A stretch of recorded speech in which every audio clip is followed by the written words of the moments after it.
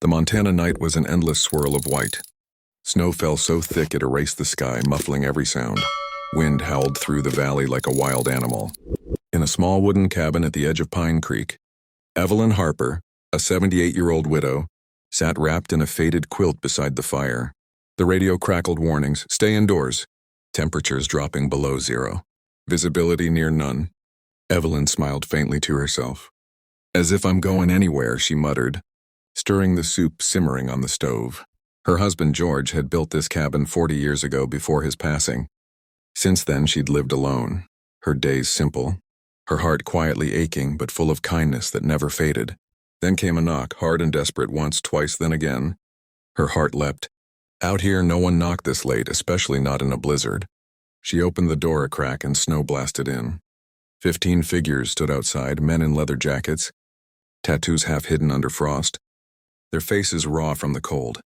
Motorcycles sat half buried in snow behind them, like frozen beasts. The leader, a broad man with kind eyes under his rugged face, spoke through the storm. "Ma'am, sorry to trouble you. Roads are closed. We're stranded. Just looking for a place to wait it out." For a moment, Evelyn hesitated. They looked rough, like the kind of men small towns whispered about. But then she saw their trembling hands, their exhausted eyes. Without another thought, she pulled the door wide open. "Well," she said softly, "I don't turn anyone away in a storm. Come on in, boys. I'll fix some soup." One by one, the bikers entered, stamping snow from their boots, the warmth of the cabin filling their frozen bodies. Outside, the storm raged. Inside, a story of kindness was just beginning. The cabin that had once been silent now buzzed with life. The bikers helped Evelyn haul in firewood, dry their jackets, and fix the flickering light bulb. One of them found her old kettle and filled it with water for tea. Another noticed the cracked window pane and patched it with duct tape. As the storm howled outside, they sat together in the flickering firelight. Evelyn ladled soup into chipped bowls, her wrinkled hands steady and sure. "I never thought I'd have a biker gang for dinner guests," she joked. They laughed deep and loud, the kind of laughter that fills the heart.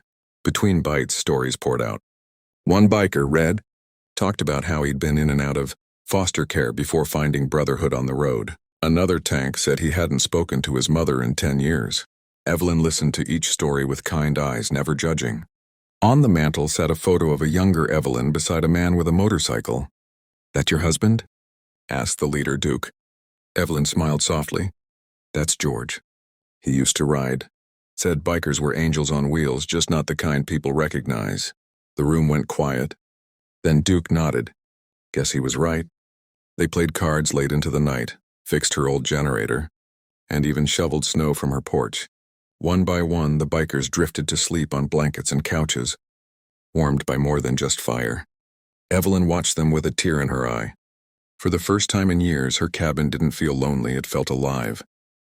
By dawn, the storm had passed.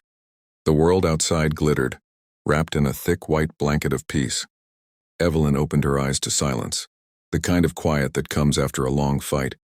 She put on her slippers and shuffled to the window. Then she froze.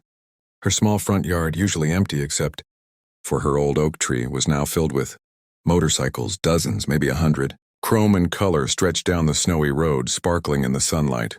Heart pounding, she stepped outside, the cold, bitter cheeks, but she barely noticed.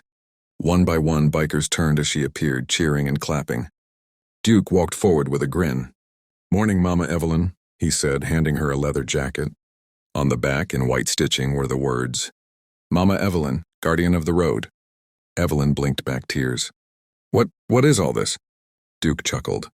"We called our friends. Word spread. You gave us shelter when you didn't have to. Now you've got a family for life." The crowd of bikers roared in agreement. Some handed her groceries, others stacked wood by her porch, one even fixed her mailbox. The sound of revving engines filled the air like a salute. From that morning on, Pine Creek had a new tradition.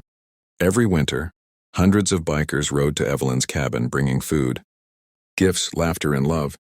The woman who once faced the storm, alone now had an army of brothers watching over her. As she waved from her porch, tears glistening in the cold air, Evelyn whispered, "George, you were right. Angels do ride on wheels." And somewhere in the wind, it almost sounded like he whispered back,